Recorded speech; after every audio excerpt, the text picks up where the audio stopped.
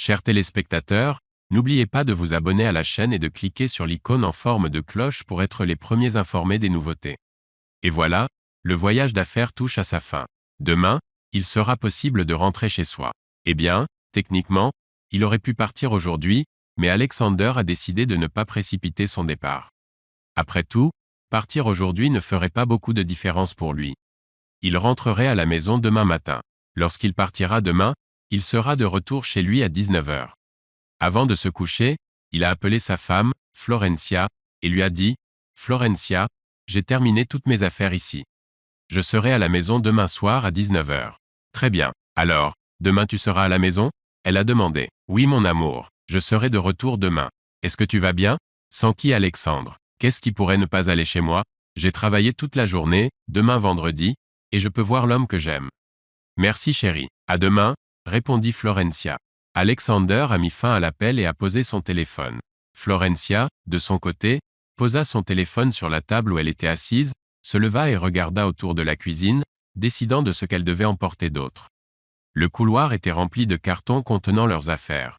Cela faisait un mois qu'elle attendait ce jour avec impatience. Cependant, son mari était parti pour un long voyage d'affaires. Finalement, il y a 10 jours, il lui a dit « Chérie, je pars en voyage d'affaires pendant 10 jours. Cela demande beaucoup de travail et je serai très occupé pendant cette période. C'est bon, j'ai beaucoup de travail à faire dans la maison et j'essaierai de m'occuper pendant ces 10 jours, lui assura Florencia. Le lendemain, après le départ d'Alexandre, Florencia a commencé à emballer ses affaires. Un jour plus tard, une voiture est arrivée des environs pour récupérer les objets emballés et les transporter jusqu'au chalet de son amant Diego. Aujourd'hui, c'était à son tour de partir. Elle a rapidement quitté son emploi, car elle préparait ce départ depuis longtemps. Florencia avait rencontré Diego lors d'une conférence où elle était envoyée pendant 3 jours. Même si elle n'y a rien appris de particulièrement nouveau, elle a rencontré Diego. C'était un entrepreneur prospère, divorcé et vivant dans la même ville dans son chalet. Au fur et à mesure que la conférence avançait et que les cours vides commençaient, Florencia s'ennuyait et se décourageait. Elle avait l'impression que tout le but d'être là avait disparu. Il n'y avait aucune personne intéressante avec qui interagir. Alors qu'elle sortait lentement du couloir, elle entendit une voix amicale dire « Je vois que tu ne pouvais pas non plus supporter ces mots vides de sens. » Florencia a regardé autour d'elle et l'a vu, et elle a répondu « Ce rapport présenté maintenant a été lu par le même orateur il y a 1 an. Il n'a pas changé un seul mot. Il semble l'avoir mémorisé. Pourquoi pensez-vous que ce rapport restera le même? Car les supports visuels, constitués de graphiques et de tableaux, sont identiques aux précédents. De plus, le rapport est basé sur une présentation de l'année dernière sur le même sujet. Pourquoi est-ce que je perds mon temps? Je préfère faire du shopping. Et si nous allions d'abord à la cafétéria pour le petit déjeuner, puis je vous ferai visiter le centre commercial. Au fait, je m'appelle Diego. Ravi de vous rencontrer, Florencia. Florencia était d'accord. Ils montèrent dans la voiture de Diego et il la conduisit dans un superbe restaurant. Ils ont apprécié un délicieux petit déjeuner. À leur grande surprise, le restaurant s'est avéré appartenir à Diego. Après un petit déjeuner tranquille, ils se dirigèrent vers le centre commercial, où Florencia découvrit que Diego possédait plusieurs boutiques. Impressionnée, elle n'a pas pu s'empêcher de commenter. « Vous êtes donc un capitaliste local ?» « Non, » a répondu Diego, « je ne suis qu'un entrepreneur. » Ils déjeunèrent dans un autre restaurant, que Diego possédait également. Le soir, Diego a invité Florencia chez lui pour le dîner, et elle a accepté. C'est alors que débuta leur histoire d'amour passionné. L'affaire a duré 3 mois. Florencia était amoureuse de lui mais se souvenait toujours de son mari. Puis, de manière inattendue, Diego lui a proposé en disant « Je respecte votre mari et je l'envie, mais je suis amoureux de vous et je ne peux pas imaginer ma vie sans vous. S'il vous plaît, laissez votre mari pour moi. Nous serons le couple le plus heureux. Je ne sais pas si je fais du mal à mon mari en partant. Je suis déchiré entre lui et vous deux. Je ne sais pas comment mettre fin aux choses avec lui ni anticiper sa réaction. Il est capable d'avoir un comportement imprévisible, d'autant plus qu'il est un ancien militaire. Mais je n'ai pas peur et je crois que nous pouvons gérer cela sereinement. Il partira en voyage d'affaires et tu emménageras avec moi. Il ne pensera pas à vous chercher au centre régional. Il vous cherchera dans votre ville natale. Au bout d'1 mois, il se calmera. Vous l'appellerez et vous demanderez tous les deux le divorce. Mais vous devez déposer ensemble. Pas exactement. D'abord, toi et moi irons. Vous rédigerez la pétition et je passerai l'appel. Il viendra avec les papiers et signera votre pétition. Dans 1 mois, tu divorceras et nous pourrons alors enregistrer notre mariage. C'est un bon plan, mais je m'inquiète toujours pour lui. Lorsque vous emménagez avec moi, appelez une amie et demandez-lui d'être avec lui ce soir-là. Apportez votre soutien, puis rappelez-moi pour me faire savoir comment il a réagi. Alexander rangea son téléphone, s'assit sur la chaise de sa chambre et réfléchit. Il avait rencontré Florencia lors de sa dernière année d'université. D'une manière ou d'une autre, c'est juste arrivé. Lors d'une soirée étudiante, il a été présenté à la superbe Florencia, et à partir de ce moment, tout a changé rapidement. Bientôt, Florencia a révélé qu'elle était enceinte et qu'elle ne pouvait pas supporter l'idée d'accoucher sans son mari. Ses parents ne comprendraient pas sa situation. Ils se sont mariés, mais la nouvelle est arrivée qu'il s'agissait d'une fausse alerte. Il n'y a pas eu de grossesse, juste un retard. Il a accepté la nouvelle et ils ont continué à vivre ensemble pendant 6 ans. Alexander n'avait pas un amour profond pour Florencia, mais il s'est habitué à sa présence, même s'il remarquait un manque de respect occasionnel. Inexplicablement, elle croyait qu'elle lui apportait le bonheur et il se sentait obligé de porter ses fardeaux. Les choses se sont améliorées pour eux. Ils résidaient dans l'appartement des parents d'Alexandre tandis que les parents eux-mêmes déménageaient dans la maison de leur grand-père à la campagne. L'appartement avait été magnifiquement rénové et tout semblait bien. Cependant, l'amour était absent de la vie d'Alexandre. Alexandre se déshabilla, prit une douche et se coucha. Il devait rentrer chez lui le lendemain. Le matin, après avoir rangé ses affaires dans la voiture qui l'attendait, Florencia a appelé son ami de longue date, Batty. Batty était au courant de la liaison de Florencia avec Diego et était envieux. Elle a admis que si elle trouvait un homme comme Diego, elle quitterait son propre partenaire sans hésiter. Elle croyait qu'elle serait heureuse avec lui. Même si Alexander était un bon homme et un bon fournisseur, Diego semblait encore meilleur. Quant à leur vie intime, c'était difficile à dire, mais Volodia était censée être excellente au lit. Batty a avoué que si Florencia divorçait d'Alexandre, elle tenterait de le séduire. Florencia hésita, craignant qu'Alexandre ne révèle tout à Adam, mais Batty lui assura qu'Alexandre l'attendrait si elle revenait. Florencia a reconnu le risque de perdre Adam et a décidé de partir définitivement chez Diego. Elle enviait Batty d'avoir eu une telle opportunité. Florencia n'avait pas encore informé Alexander car il était en voyage d'affaires, mais il reviendrait ce soir-là. Elle a demandé à Batty de venir chez eux avec Adam au retour d'Alexandre, voulant être témoin de sa réaction. Batty a remis en question le but de sa présence et Florencia a expliqué qu'elle souhaitait observer la réponse d'Alexandre. Florencia a promis d'appeler Batty plus tard pour discuter du résultat et lui a demandé quoi dire si Alexander s'informait d'elle.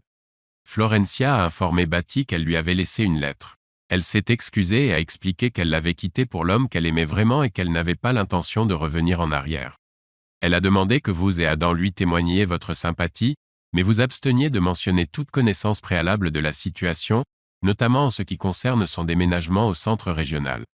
C'était important pour elle qu'il ne sache pas où la trouver. Compris. Je te rappellerai demain pour m'assurer qu'Adam n'entende pas. Florencia entra dans la voiture que Diego avait réservée. Le trajet vers la région prendrait près de 5 heures. Elle réfléchit au fait qu'Alexandre était déjà dans la région et qu'il était rentré chez lui ce matin-là. C'est dans cette région qu'elle a fréquenté l'école, qu'elle a rencontré Alexandre pour la première fois et, ironiquement, qu'elle a également rencontré Diego. Son premier amour était là, mais il l'a quitté au cours de sa dernière année, la conduisant à Alexander. Alexander n'avait pas été particulièrement désireux de s'engager envers elle, alors elle a eu recours à le tromper en prétendant être enceinte, et il est tombé dans le piège. Elle n'avait jamais eu l'intention de rester longtemps avec lui, mais après avoir terminé ses études universitaires et obtenu son diplôme, Florencia a accompagné Alexander dans sa ville natale, où elle s'est plutôt bien installée. Les parents d'Alexandre leur avaient offert un appartement dans le centre-ville, un geste fait à l'époque où Alexandre, après son service militaire, poursuivait ses études. Ses parents avaient déménagé dans un chalet à la campagne. Maintenant, en partant, ou plutôt en s'échappant de son mari, Florencia n'avait pas l'impression de perdre quelqu'un qui lui était cher. Elle s'est convaincue qu'Alexandre avait commis une erreur commune à de nombreux hommes, croire que leur femme n'irait nulle part. Il supposait qu'elle s'était habituée au confort et à ses soins constants, ayant chaque jour une certaine somme d'argent sur son compte, ainsi que des chaussures, des vêtements et de la nourriture délicieuse. Peut-être que son désir de nouvelles sensations et de nouvelles émotions avait contribué à ce que Diego entre dans sa vie. Alexandre a rapporté de l'argent, étant complètement immergé dans son travail et confronté à divers problèmes, il ne s'en est pas rendu compte. Son désir de quelque chose de nouveau, de joyeux et d'extraordinaire se renforçait chaque jour. Et c'est à ce moment-là que Diego est entré dans sa vie. Désormais, alors qu'elle partait pour Diego, Florencia se lançait dans une nouvelle vie. Elle anticipait de nouvelles expériences, du bonheur et une routine quotidienne remplie d'émotions positives et d'événements passionnants. Elle espérait que Diego rendrait sa vie encore meilleure et plus belle qu'elle ne l'avait été avec Alexander. Et ainsi, elle arriva à son nouveau lieu de résidence. Les déménageurs qui attendaient et ceux qui étaient venus aider au chargement ont rapidement déchargé la voiture et sont repartis. Diego émergea, embrassant Florencia, puis lui demandant « Comment s'est passé ton voyage ?»« C'était bien. Comment va votre mari ? Il n'est pas encore revenu de son voyage d'affaires. Il a appelé hier et a dit qu'il serait là à 7 heures ce soir. J'ai demandé à un ami de le surveiller et j'ai laissé une lettre pour qu'il ne signale pas la disparition de sa femme à la police. Avez-vous mentionné où elle est allée ? Pourquoi ? Je l'appellerai dans un mois et lui demanderai le divorce, comme vous l'avez conseillé. Je n'ai aucun droit sur sa propriété. J'ai pris tout ce qui m'appartenait. Je vois que tout le premier étage est rempli de mes affaires. Eh bien, au moins, tu auras quelque chose à faire. Maintenant, changeons-nous et allons au restaurant pour dîner et célébrer le début de notre vie ensemble. Le train approchait de la gare. Alexandre descendit lentement de la voiture et rentra chez lui. Il a décidé de marcher. En une demi-heure, il était déjà près de l'entrée. Il entra dans le bâtiment, ouvrit la porte de l'appartement, laissa ses affaires dans le couloir et entra dans la pièce. En allumant la lumière, il découvrit le désordre total laissé par Florencia. Il entra dans la cuisine et remarqua sur la table une lettre qui lui était adressée. Il l'a ramassée mais ne l'a pas lue. Il a tout compris. Il s'assit sur une chaise, perdu dans ses pensées. Son téléphone portable sonna et il vit que c'était Patty qui appelait. Alexander soupira et décida de répondre à l'appel de Patty. Elle l'informa immédiatement. « Alexandre, je sais tout. Florencia m'a appelé aujourd'hui et m'a tout dit. Je suis désolé, mais je ne pouvais pas l'éloigner. Je suis avec Adam, pas loin. Si cela ne vous dérange pas, nous entrerons un instant. » Avant même qu'Alexandre puisse répondre, Patty avait déjà mis fin à l'appel. Soupirant à nouveau, il commença à mettre la table avec les entrées qu'il trouva dans le réfrigérateur.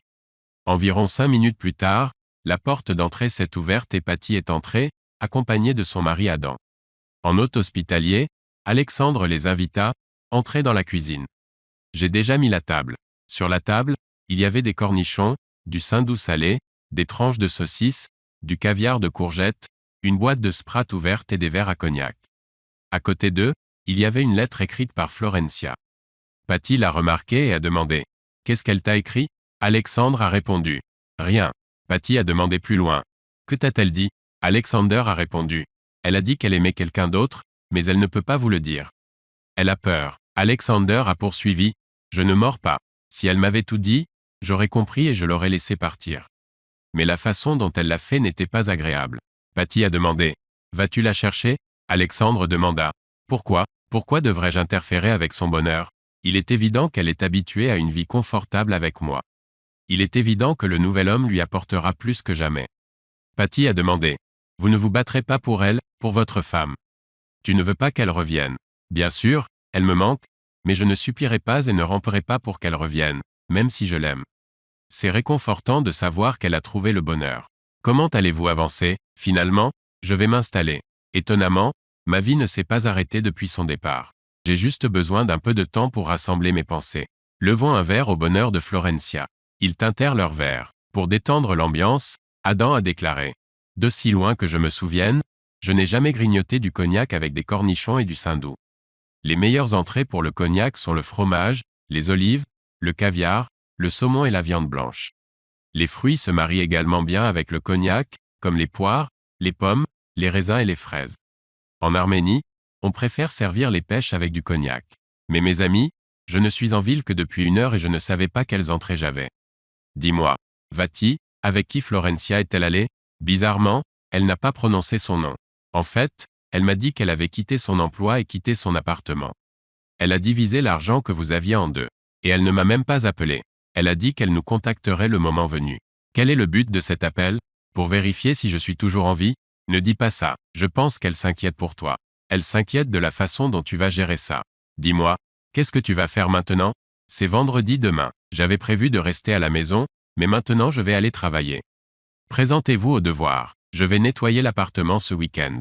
Écoutez, il y a un événement au City Stadium samedi. Je vais le regarder avec Adam.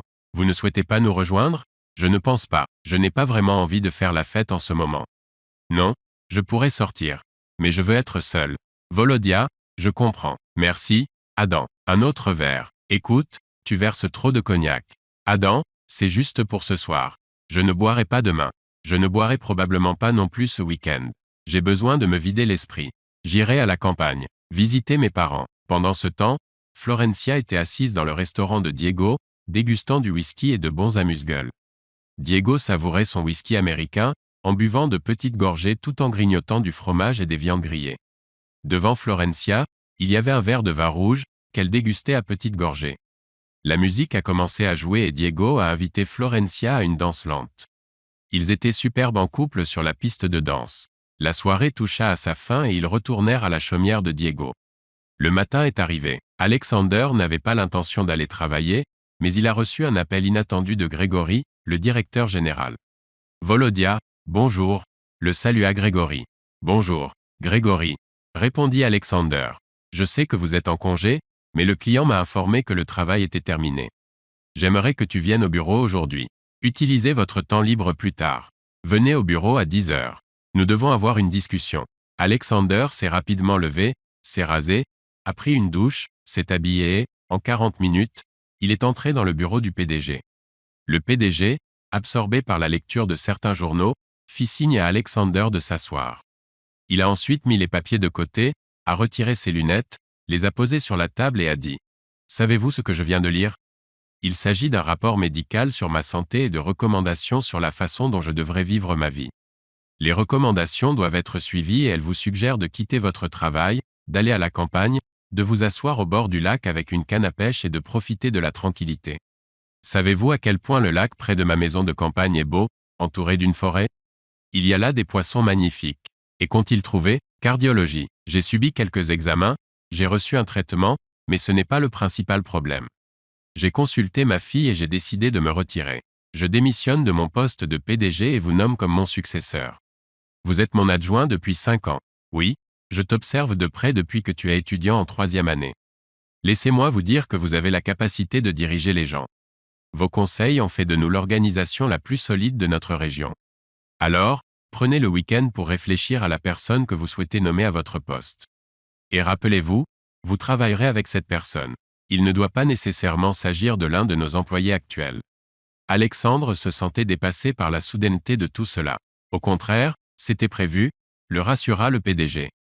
Je ne vais nulle part, je resterai au conseil d'administration. Cependant, c'est ma fille, Gilles, qui prendra les commandes. Tu la connais, elle disposait déjà de 50% des voix.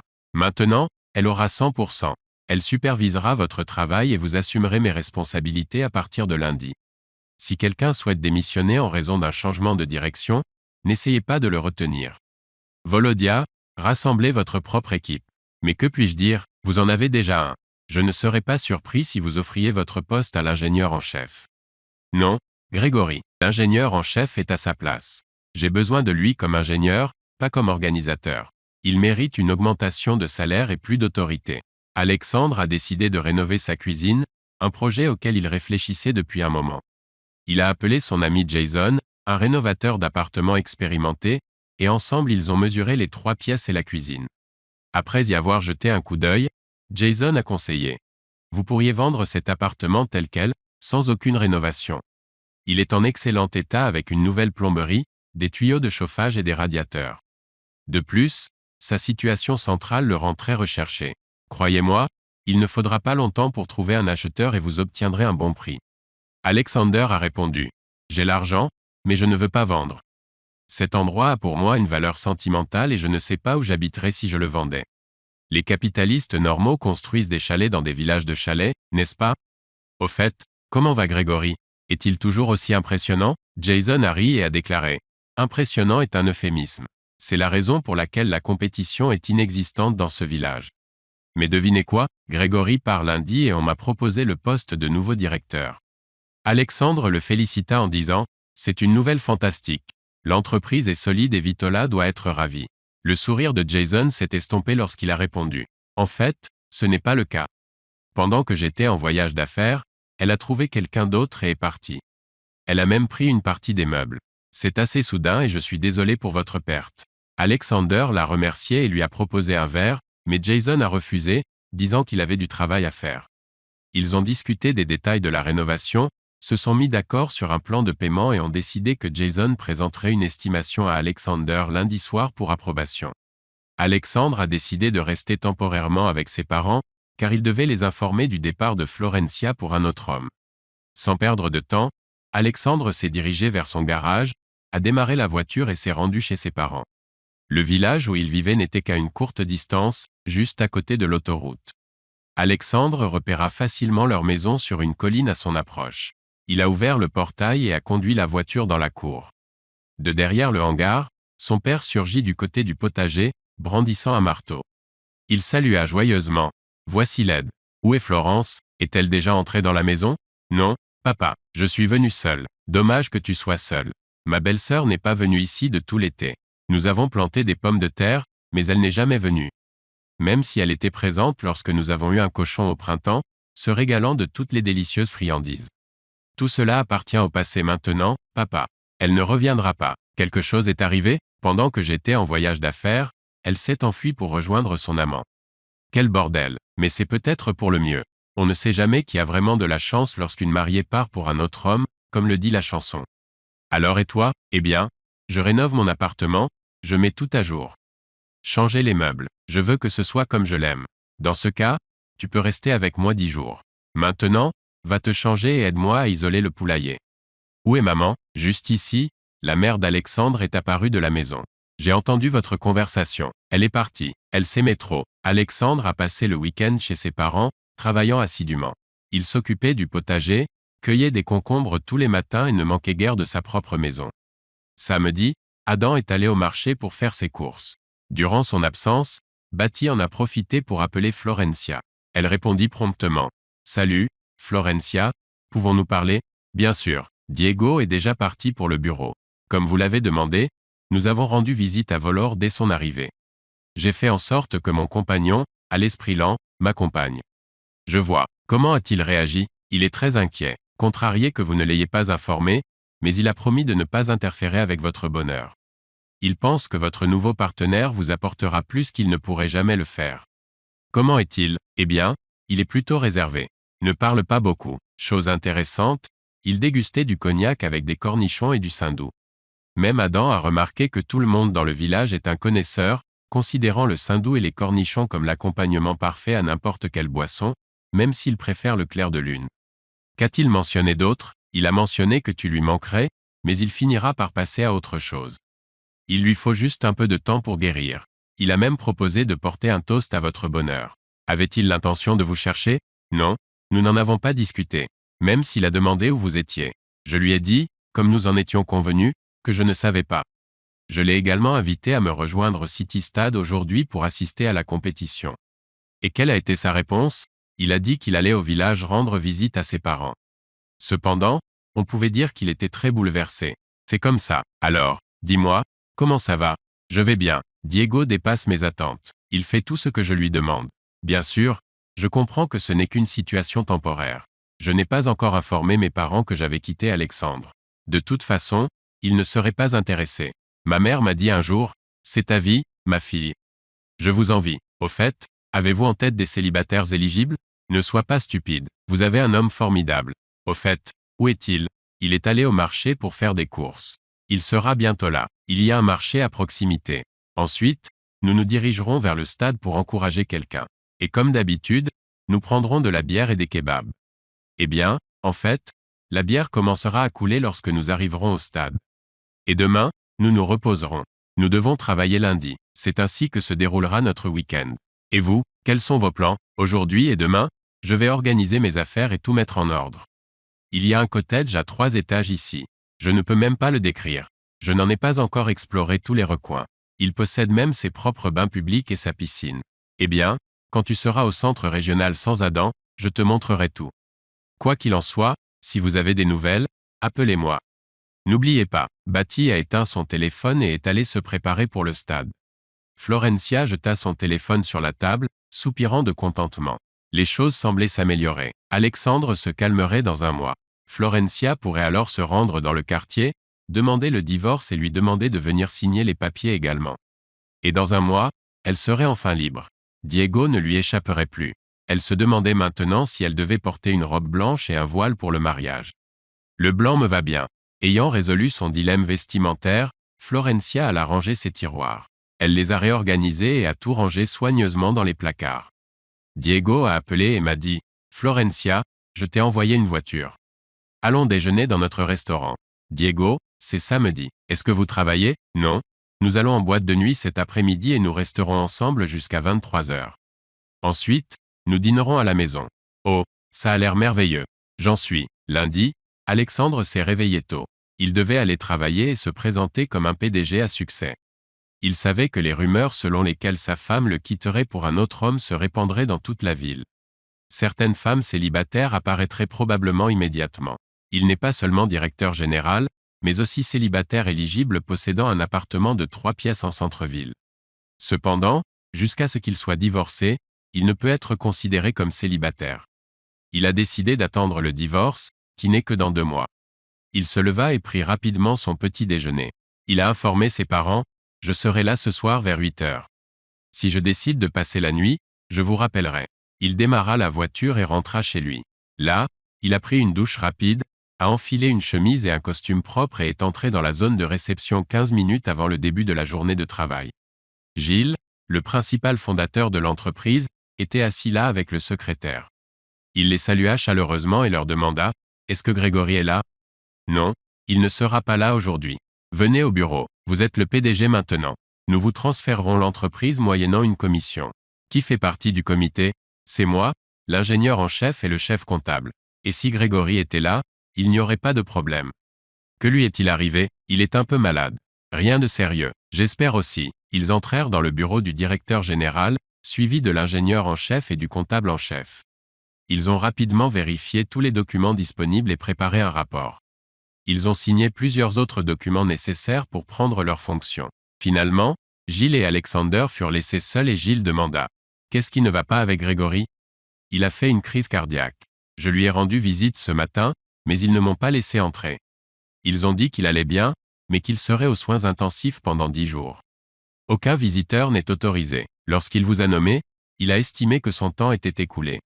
Il vous a demandé de porter une attention particulière au projet. Pas la rénovation du bâtiment, mais celle du sanatorium. Gilles, je suis au courant de ce problème, et il est presque résolu. Le concepteur a commis une erreur dont nous avons discuté lors de la phase de préparation technique. Cela a pris du temps, mais notre ingénieur en chef a trouvé une nouvelle solution. Nous l'avons soumis au client, qui l'a ensuite transmis au concepteur pour approbation. C'est super, il semble qu'il n'y ait pas de quoi s'inquiéter. Oui, nous sommes au top. Qu'avez-vous d'autre en tête? J'ai rencontré Grégory vendredi et il m'a promis une augmentation pour l'ingénieur en chef. J'en suis conscient et nous avons déjà revu les effectifs depuis ce matin.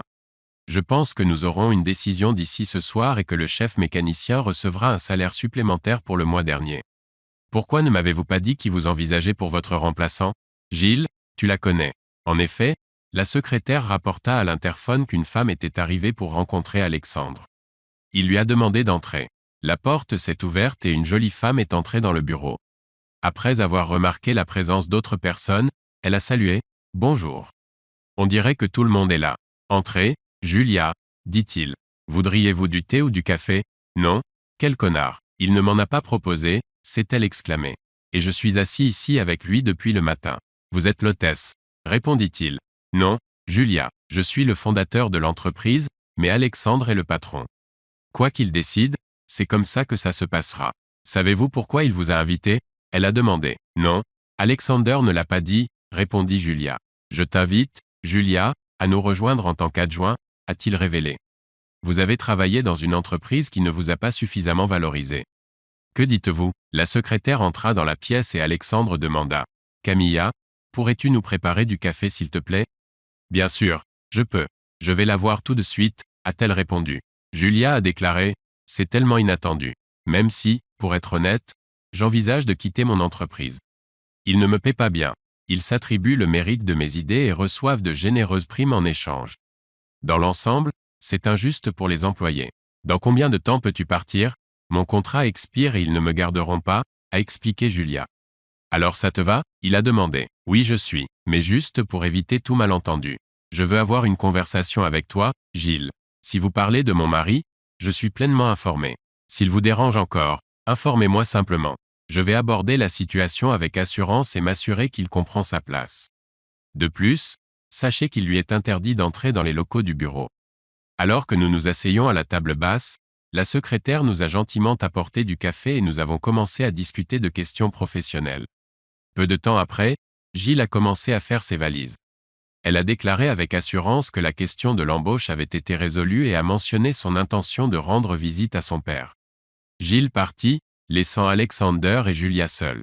Julia a demandé « Alors, c'était votre idée de m'inviter à travailler avec vous ?» Alexander a affirmé « Oui, c'était le cas. Je n'apprécie pas l'idée qu'un professionnel hautement qualifié comme vous perde du temps avec ces individus médiocres. Vous savez qu'ils manquent de compétences. Très bien, concentrons-nous sur le travail.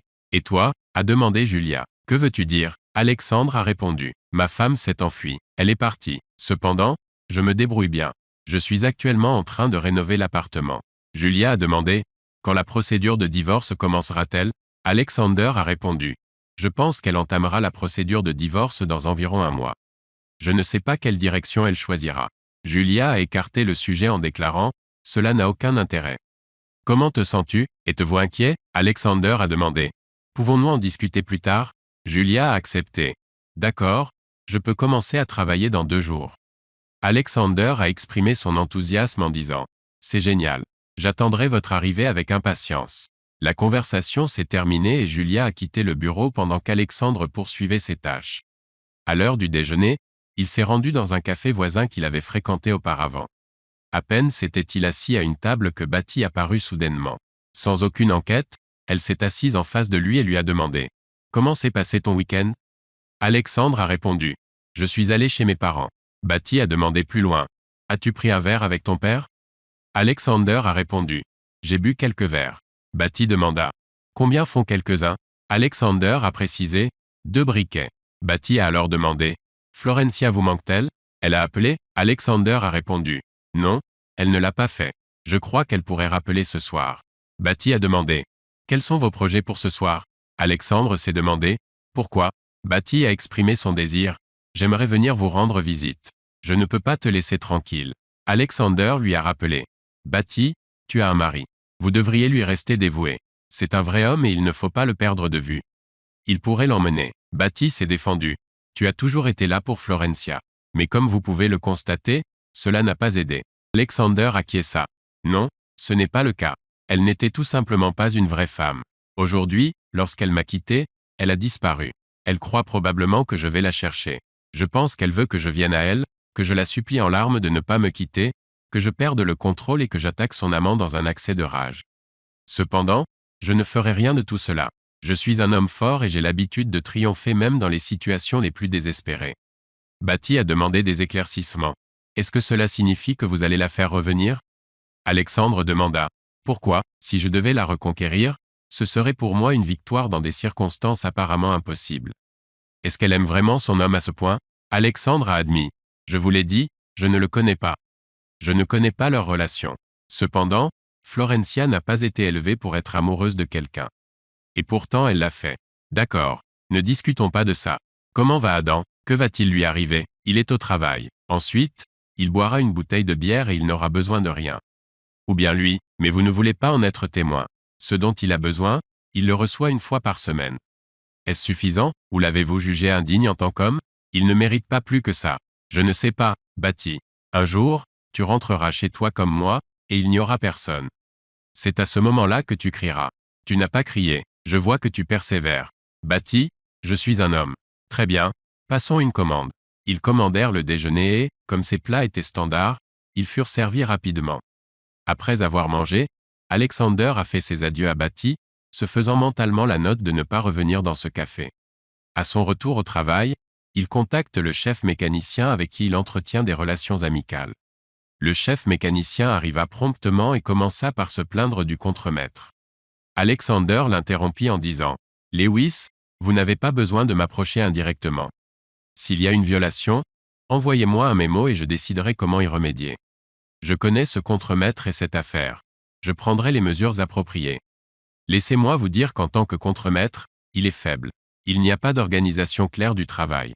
En général, en lui parlant, je constate qu'il ne comprend pas le plan d'organisation de la construction. J'ai déjà demandé au RH de vérifier où il a obtenu son diplôme en construction. Des spécialistes m'ont contacté et je les rémunère en conséquence. Volodia, je comprends tout. Écoute, dis-moi, que faisait Julia ici ce matin? Avait-elle des sentiments pour toi? Vous me connaissez depuis de nombreuses années. Je suis marié et engagé envers une femme, et il semble que vous ayez déjà commencé à vous engager dans des relations. Avec qui? Et qui était ce compagnon qui vous accompagnait au café? Tout le bureau en parlait avant même que vous ne rentriez chez vous après le déjeuner. C'était Bati, l'ami de ma femme. Saviez-vous que ma femme m'a quitté? Il faut être sourd pour ne pas en avoir entendu parler. Voilà, et Bati me suit simplement, informant probablement ma femme, tout en faisant semblant de s'inquiéter pour moi. La croyez-vous? Non. Je veux dire, elle brille simplement, montrant à quel point elle est trompeuse et rusée. Je veux parler avec son mari. J'ai le sentiment que Bati elle-même est sur le chemin de l'infidélité. Comment allez-vous? Je vais bien. Vous ne m'avez toujours pas dit pourquoi Julia était là. Je l'ai recrutée pour assumer mon poste de PDG adjoint. Bon choix, j'avais peur que tu me le proposes.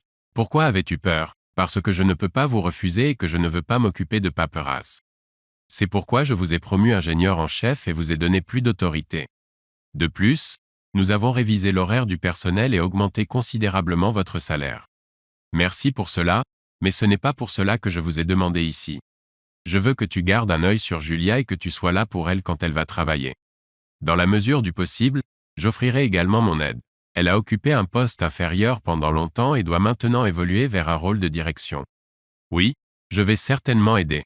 Au fait, comment Gilles a-t-il réagi à cette nouvelle?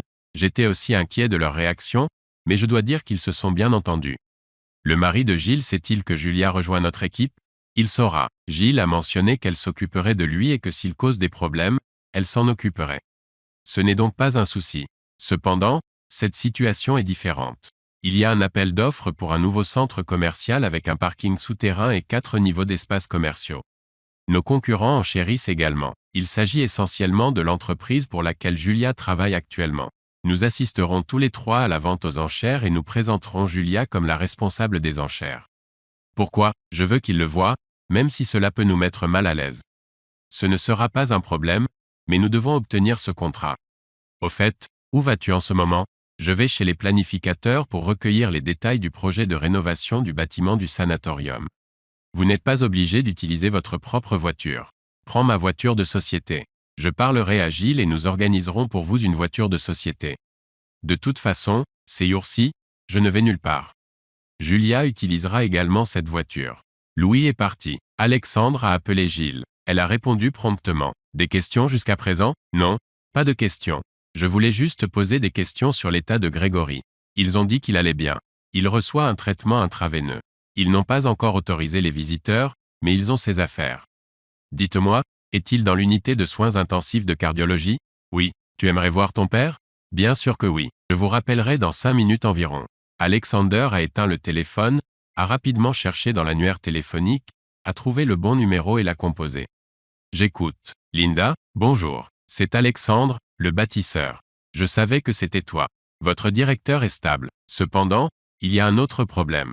J'ai été désigné pour le remplacer. J'ai besoin de discuter de quelque chose avec lui en présence du fondateur principal, et c'est urgent. Super. Je parlerai au médecin traitant et vous rappellerai. 3 minutes plus tard, le téléphone sonna. Oui, Linda. Alexander, tu peux venir aujourd'hui, tout de suite. Ils vous permettront de visiter pendant 15 minutes. Une demi-heure plus tard, Alexander et Gilles entrèrent dans la chambre de Grégory. Quand il les a vus, il a demandé. Alors, qu'est-ce qui t'arrive? Alexandre expliqua brièvement la situation. Grégory approuvait tout ce qu'il suggérait et conseillait. Vous avez guidé Julia pour qu'elle enchérisse sur chacun d'eux. C'est exactement ce que j'ai fait. Comment te sens-tu? Je vais bien. Je t'ai attrapé juste à temps pour vendredi. Gilles, que penses-tu du fait que Julia devienne l'assistante d'Alexandre? Papa, ce sera un fantastique trio de cadres. Alexander, Julia et Louis. Quant à Julia, je l'ai rencontrée et nous en avons discuté. À cette époque, Bati relevait de Florencia. Aujourd'hui, à l'heure du déjeuner, j'ai rencontré Alexandre au café. Est-il triste? Non. Il est ivre, n'est-ce pas? Non. Il déjeune habituellement au café. Tu me l'as dit toi-même. C'est là que je l'ai rencontré. Il est donc retourné au travail. Je pensais qu'il prenait des vacances. Tu devrais aller le voir ce soir. Je ne sais pas. Ce sera difficile. Il part à la campagne pour rendre visite à ses parents. Peut-être qu'il a trouvé une petite amie et que le village n'est qu'une couverture. Oh, Florencia, je ne sais pas. Je lui ai dit que je viendrais ce soir pour qu'il ne soit pas seul. Et il a changé de sujet en disant que j'ai un mari à qui je dois rester. Je lui ai presque dit à quel point les hommes m'accordent de l'attention. Non, Bati, il a raison. Les hommes n'y prêtent attention que pour une seule raison. Et tu sais ce que c'est. Une fois qu'ils ont obtenu ce qu'ils veulent, ils vous oublient. Je m'en suis rendu compte, mais Diego ne t'a pas quitté. En fait, il vous a demandé de l'épouser. Oui, j'ai beaucoup de chance. Mais j'ai peur. De quoi as-tu peur, Alexander? Je suis toujours ému. Aujourd'hui, ces émotions sont positives pour moi. Mais que va-t-il se passer demain? Cela pourrait se transformer en déception et en ennui du jour au lendemain. Alexander a créé pour moi un environnement confortable et protégé. Mais Diego pourra-t-il faire de même? Je cherche une réponse à cette question. Et je n'en trouve pas. Mais tu dis que Diego t'adore. Il vous tient dans ses bras. Bati, c'est vrai. Mais vous comprenez que tout cela est temporaire. Que se passe-t-il quand c'est fini? Je commence à me demander si je ne me précipite pas pour ruiner la vie de famille stable que j'ai bâtie. Je veux dire, j'aurais pu laisser les choses telles qu'elles étaient, vivre avec Alexander et voir Diego de temps en temps. Ou j'aurais pu rencontrer Diego une seule fois et l'oublier pour toujours. Oh, allez, je pensais que tu avais tout compris. Pourquoi n'aimes-tu pas Diego? Parce que je ne le connais pas très bien. Diego a peut-être ses propres problèmes, ses propres demandes et attentes que je devrais d'une manière ou d'une autre tolérer et avec lesquelles coexister. Et l'autre question est, vais-je pouvoir l'accepter? Est-ce pour cela que tu contrôles Volodia à travers moi? Il est comme un train blindé protégeant vos arrières. Et c'est pour ça que tu ne veux pas que je m'approche de lui. Tu vois, tu sembles avoir tout compris. Quelle est votre demande? Je veux que vous enquêtiez pour savoir s'il réside réellement dans le village ou si ce n'est qu'une couverture. Et comme il se tait, il est peu probable qu'il me cherche. Je prévois de rendre visite à Diego la semaine prochaine et d'entamer une procédure de divorce. Cependant, les deux époux doivent demander le divorce. Oui, ils n'ont pas besoin d'être présents en même temps. C'est assez simple. Je vais y aller, remplir les papiers, puis partir et l'informer. Il viendra signer la déclaration indiquant son accord et nous divorcerons d'ici un mois. Les raisons du divorce ne les concernent pas et nous n'avons pas besoin de les divulguer. S'il refuse de signer, il me sera conseillé d'intenter une action en justice. Quel est votre résultat souhaité? Eh bien, j'espère qu'il ne signera pas ma candidature. Alors tu veux retourner auprès d'Alexandre? Non. Alexander est mon plan de secours en cas de problème. Et quand je n'aurai plus besoin de lui, qui le sera? Je ne suis pas sûr. Mais ça ne vous dérangerait pas si je l'utilisais, n'est-ce pas? Pourquoi ça me dérangerait? Mais seulement si vous n'avez pas d'autres projets. Ce serait bien de s'assurer que personne d'autre ne prenne le relais. Faites juste attention à ne pas laisser Adam le découvrir. Reste calme. En plus, j'ai actuellement un petit ami dans ma vie. Ce n'est pas encore sérieux. Il est marié, mais il passe du temps avec moi au travail. C'est un homme assez intrigant. Je n'ai donc aucun projet à long terme pour Alexander et je ne peux pas compter sur lui. 2 jours plus tard, Julia a commencé son nouveau poste au travail. Alexander l'a invité, ainsi que l'ingénieur en chef, chez lui pour coordonner leurs actions sur l'appel d'offres dans un délai d'1 heure. Le mémo de Lewis sur la documentation du projet s'est avéré très utile. Le client, dans le but de réduire les coûts du projet, avait pris en charge lui-même la conception. Le designer avait commis plusieurs erreurs majeures qui sont passées inaperçues auprès du client. S'il poursuivait les travaux, cela entraînerait d'importantes dépenses non divulguées. Lewis a suggéré de laisser le projet tel quel mais de signer un accord supplémentaire pour le finaliser. Il savait que le client était pressé par le temps, il serait donc probablement d'accord. Les autres concurrents n'avaient pas leur propre designer. Après la réunion, Lewis s'est rendu à son bureau. Julia a demandé, « J'ai entendu dire que vous aviez une nouvelle connaissance féminine. Qui est-elle? Je ne sais pas. Elle vous observe tous les jours à la cafétéria à l'heure du déjeuner. Qui t'a dit ça? Cela n'a pas d'importance. Écoute, tu n'es là que depuis 2 heures, et j'ai été informé de tout le monde. Alors qui est le plongeur? Bati, un ami de votre femme, vient du bureau d'en face où ils ont un café. Cependant, elle est venue chez nous. Je la connais au passage. Il s'avère qu'elle a une liaison avec son collègue Scott. En avez-vous entendu parler également? Non. Je l'ai appris par la femme de Scott, qui est une de mes amies. Oh, je vois. Ici, jetez un œil. Qu'est-ce que c'est ça? C'est le téléphone portable du mari de Bati. Son nom est Adam et il franchit la porte de côté. Il était boxeur, poids coq. Je ne connais pas grand-chose aux catégories de poids en boxe. Sa catégorie de poids de qualification olympique est de 81 kg. Toi aussi tu faisais de la boxe, non? Oui, mais j'étais un poids moyen, soit 75 kilos. On dirait que vous êtes surpris. Quoi qu'il en soit, merci pour le téléphone, Adam. Après le déjeuner, Alexander a appelé Grégory et lui a demandé comment il allait. Je vais bien, et toi? Vous sentez-vous mieux? Ils me donnent beaucoup de médicaments à l'hôpital. Ils n'ont que le temps de changer les 4. J'ai hâte d'arriver dans ma chambre. C'est pour ça que j'ai appelé. J'ai acheté un terrain dans un village de chalets lors d'une vente aux enchères, mais je suis coincé maintenant. Un ami m'a dit que si le propriétaire n'a pas utilisé le terrain pour construire des logements individuels pendant 3 ans et que le terrain est abandonné, l'État peut le reprendre. Que suggérez-vous? Voici mon idée. Je vais lancer les démarches et faire enregistrer le lot à votre nom. Je sais que ton appartement en ville est au nom de tes parents. Vous pouvez transférer de l'argent de votre compte vers le compte de l'entreprise, rédiger un contrat et recommencer le processus de construction à partir de zéro. Vous aurez besoin d'un projet pour cela. Rendez-vous dans notre département de design et choisissez-en un bon. Votre voisin de l'autre côté de la clôture est le maire, alors ne vous inquiétez pas trop. Je sais que c'est soudain et qu'un projet de construction comme celui-ci nécessite de l'argent. Quelle est votre préoccupation? Je n'ai plus de femme, je vis seul. Grégory, je m'occuperai de ma femme, mais je ne peux pas vivre longtemps avec une hypothèque qui me pèse comme un nœud coulant. C'est comme ça, vous prenez l'argent de quelqu'un d'autre et vous en rendez un peu, mais les intérêts sont si élevés que vous pourriez vous permettre 3 appartements supplémentaires.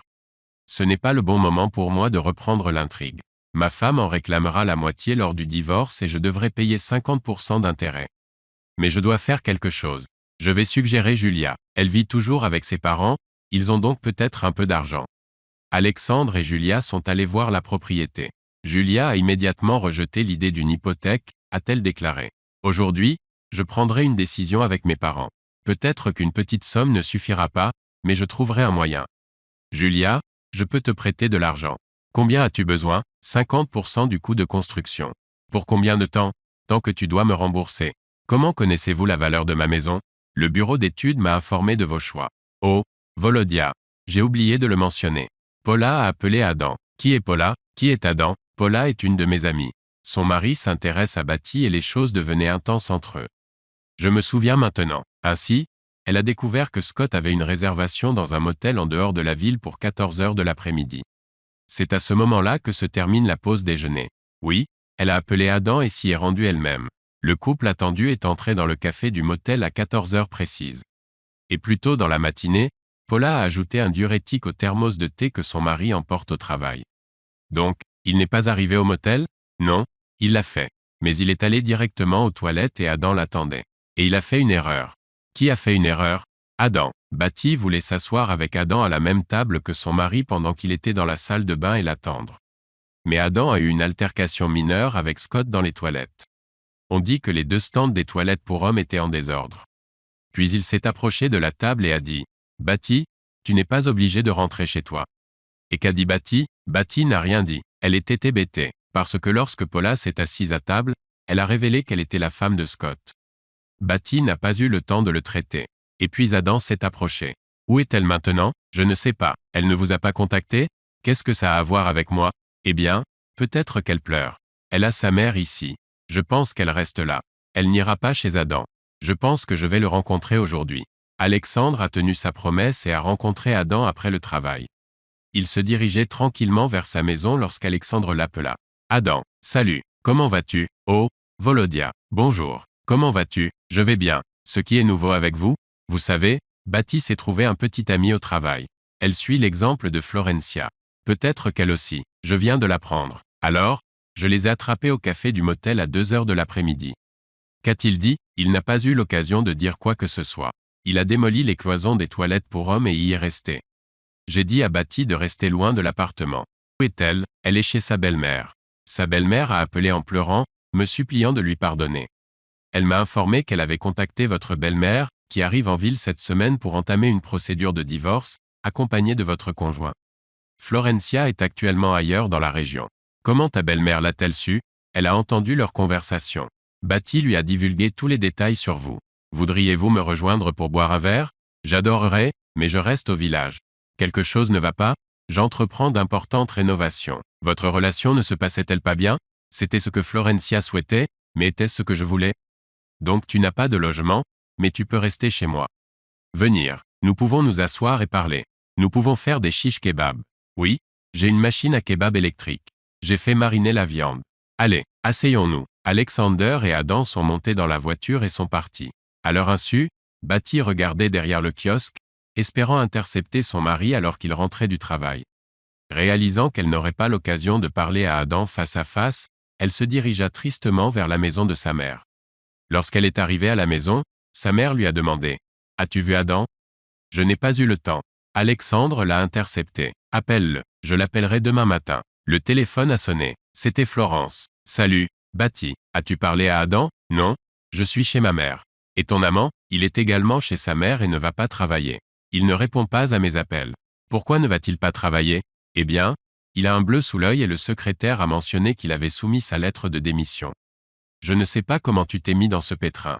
Tu m'as dit que tu étais si rusé et maintenant tu vis avec ta mère. »« Je ne retournerai certainement pas chez ma mère. »« Où comptez-vous aller ? En guise de plan de secours, j'irai chez Volodia. »« Votre Volodia va chez Adam maintenant. C'est simple, ils boiront et souffriront. Je serai en ville demain matin avec Diego. Je vais déposer un rapport. Je verrai à quel point Alexandre m'aime et s'il dit oui. Alors il ne m'aime pas beaucoup, mais je trouverai un moyen de le garder. » Alexander et Adam étaient assis à table, discutant de la vie, et Adam a demandé « Dites-moi, que dois-je faire maintenant ? Vous savez, je ne suis pas là pour vous conseiller. C'est ta vie, mais il semble qu'elle n'ait pas triché physiquement, et le flirt peut être interprété de différentes manières. Certains considèrent cela comme une infidélité émotionnelle, mais c'est ainsi que sont les hommes. Ils flirtent avec tout le monde. Non, il y a des hommes qui ne le font pas, mais ils sont peu nombreux. Cela arrive aussi chez les femmes, et on appelle cela une crise de la quarantaine lorsqu'elle atteigne l'âge de 40 ans. Vous pensez donc que Florencia traverse une crise de la quarantaine et vous anticipez son retour, prêt à l'accueillir. Adam, c'est une multitude de demandes. Seul le temps nous le dira. Le lendemain, après 11 heures, le téléphone d'Alexandre sonna. Le numéro n'était pas familier. Il répondit et reconnut immédiatement la voix. C'était Florence. « Florencia, je suis là pour écouter. Je tiens à m'excuser d'être parti de cette manière. Je comprends que je t'ai profondément blessé, mais je ne voulais pas te tromper. C'est juste que je suis tombée amoureuse de quelqu'un d'autre et j'ai décidé de te quitter pour lui. Vous auriez pu simplement m'en informer par téléphone, comme vous le faites actuellement. Je réalise que tu désires toujours quelque chose. Je veux vous libérer et mettre fin à notre mariage sans scandale ni agitation. Qu'est-ce que tu aimerais que je fasse ? Je vais demander le divorce. Il vous suffit de vous y rendre avec votre passeport et de signer les documents. Puis, d'ici un mois, notre divorce sera finalisé. » La réponse d'Alexandre fut une douce musique aux oreilles de Florencia. Il a répondu « J'y réfléchirai. » Bien pensé. Ensuite, elle a mis fin à l'appel, se rappelant que dans 2 semaines, elle devait connaître l'état de la demande et, si Alexander acceptait le divorce, la retirer. Elle a décidé de ne pas précipiter le divorce. Cependant, elle devait démontrer son amour pour Diego, et l'explication était assez simple.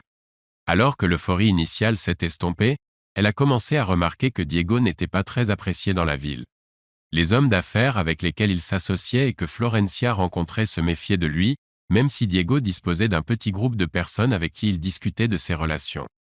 Mais il n'a jamais permis à Florencia de faire partie de ce cercle. Petit à petit, Florencia déchante. Elle réalise que sa vie ne sera pas remplie de bonheur aux côtés de Diego. Il était plutôt pragmatique, fondant ses actions et ses perspectives sur l'obtention de résultats pratiques. Par conséquent, il était également prévisible. Florencia a commencé à comprendre qu'elle avait agi à la hâte lorsqu'elle a pris la décision de quitter son mari, pensant que c'était un choix permanent. Et puis, la dure réalité l'a frappée. 2 semaines après le dépôt de la demande, avant midi, la police est entrée dans le chalet avec un mandat de perquisition. Au même moment, les domestiques disparurent de la maison sans laisser de traces. Florencia a été arrêtée et, après une fouille approfondie des locaux, elle a été emmenée au commissariat. Interrogée sur les charges retenues contre elle, elle a été informée qu'elle était accusée d'avoir pillé ou saisi illégalement les biens d'autrui. Florencia réalisa que son bien-aimé Diego n'était pas l'homme qu'il prétendait être. On lui avait promis une enquête, mais elle a été injustement arrêtée. Cependant, après une évaluation approfondie, il a été conclu qu'elle n'avait aucune implication dans le raid, ce qui a conduit à sa libération au bout de 10 jours. En guise de compensation, elle a été autorisée à prendre ses affaires et a dû quitter le chalet. Elle a emballé ses affaires dans les mêmes cartons qu'elle avait utilisés pour échapper à son mari et a tout transféré chez ses parents. Une fois le chaos réglé, elle s'est souvenue de sa candidature et a appelé pour s'enquérir de son statut.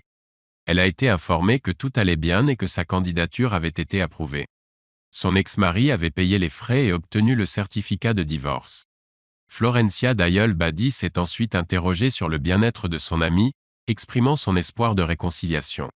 La réponse indiquait qu'il y avait des perspectives, mais aucune mise à jour définitive pour l'instant. Florencia s'est également renseignée sur Volodia, devenu PDG d'une entreprise prospère dans le district et la région. Satisfaite de la nouvelle, Florencia envisageait de lui rendre visite le lendemain. Cependant, elle a révélé la vérité choquante sur la tromperie de Diego, expliquant qu'il l'avait faussement accusé et avait provoqué son emprisonnement. Inquiète, son amie l'a interrogée sur sa situation actuelle, ce à quoi Florencia a révélé qu'elle vivait avec sa mère et qu'elle y avait déménagé ses affaires. L'amie a exprimé sa surprise, car Florencia avait précédemment déclaré qu'elle ne le ferait jamais, ce qui a incité Florencia à expliquer sa décision de revenir à son plan de sauvegarde. La conversation s'est ensuite déplacée vers les propres relations et projets de l'amie.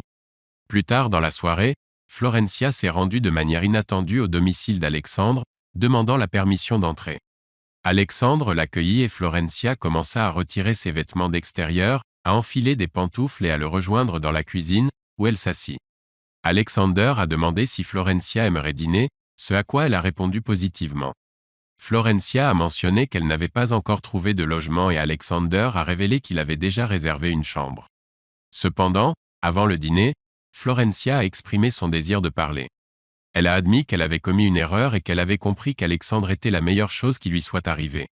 Elle s'était habituée à compter sur lui pour son soutien et sa stabilité. Florencia avait initialement espéré que son nouveau partenaire, Diego, lui offrirait la même sécurité, mais cela n'a pas été le cas. Alexander s'est demandé si Florencia voulait revenir à cause de sa peur de la solitude ou parce qu'elle ne considérait pas Diego comme son roc. Florencia a expliqué qu'elle avait quitté Diego il y a quelque temps et qu'elle vivait actuellement avec sa mère. Elle était revenue vers Alexandre parce qu'elle avait réalisé son erreur et combien elle avait été stupide de se séparer de lui. Alexander a mentionné qu'il l'avait entendu, mais a suggéré de discuter de tous les détails et de décider comment réinitialiser leur relation. Florencia a admis qu'elle demandait une seconde chance, ce à quoi Alexander a demandé s'il n'était pas trop tard. À ce moment-là, Julia entra dans la cuisine et la conversation changea. Florencia a demandé à Julia si c'était elle qui avait informé Volodia de la situation. Julia a révélé qu'elle était sortie avec Volodia avant Florencia et qu'elle l'avait aimé, mais que la vie les avait séparés. Elle était partie étudier à l'étranger et lorsqu'elle l'a retrouvé, il était déjà marié à Florencia. Cependant, lorsque Volodia a reçu le certificat de divorce, il s'est approché de Julia et lui a demandé de l'épouser, ce qu'elle a accepté. Depuis, ils vivaient ensemble. Alexandre arriva avec le vin, déboucha habilement la bouteille et la versa dans des verres. Tandis que Florencia sirotait le vin doux, elle le trouva étrangement amer. C'est alors qu'elle réalise qu'elle est une étrangère dans cette maison, un endroit où elle a tout perdu. Après une légère collation, Florencia a appelé un taxi et s'est dirigée vers la gare, à destination du centre régional où elle prendrait le train du soir. Plus rien ne la retenait désormais. Le plan de secours n'avait pas réussi à la retenir. En partant, Alexander confia à Julia, « Mon principal objectif était de ne rien faire. Si j'avais résisté, elle n'aurait fait que prolonger la procédure de divorce. Et à Dieu ne plaise, elle aurait découvert que j'étais secrètement ravi après son départ. Elle serait revenue le jour même. » Alexander et Julia se sont finalement mariés. 1 an plus tard, ils ont accueilli un fils dans leur vie, et 1 an plus tard, ils se sont installés dans leur confortable chalet. Pendant ce temps, Florencia se rend au centre régional et trouve du réconfort dans un appartement avec ses parents. Elle a obtenu un emploi dans son domaine d'expertise mais a choisi de ne pas maintenir le contact avec Diego, malgré ses tentatives de tendre la main. Diego, qui avait été condamné à 12 ans de prison, ne la voulait que pour son argent et avait tourné son attention vers elle. Mais ses plans s'étaient effondrés, le temps étant compté pour lui. Il avait espéré transférer ses biens saisis à Florencia, les vendre et s'enfuir avec le produit de la saisie. Au cours de l'enquête, il a affirmé que l'ensemble du projet était l'idée de Florencia, qui se cachait dans l'ombre. Après le décès de ses parents, Florencia s'est retrouvée à vivre avec un veuf, un homme vers lequel elle ne s'est tournée que par désespoir. Elle ne pouvait tout simplement pas supporter l'idée de retourner chaque soir dans son appartement vide.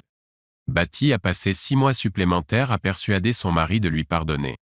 Elle a juré de rompre tout lien avec Florencia et a promis de ne jamais s'engager dans un comportement coquette avec d'autres hommes. Fidèle à sa parole, Elle a tenu ses promesses. 1 an après leur réconciliation, elle a donné naissance à une petite fille.